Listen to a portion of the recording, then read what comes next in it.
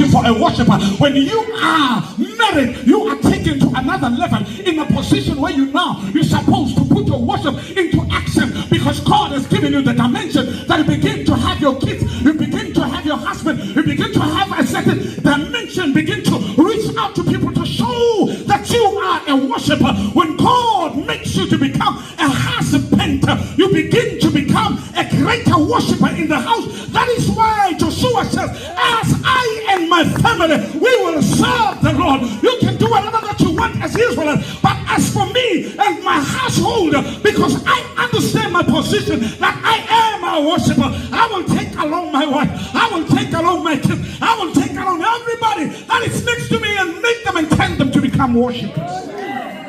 And man will leave his mother and father and be joined. And then Paul says, wait. I'm speaking about the mystery of Christ. So that is why the devil hates marriage, because it reminds him of the relationship that God has with people.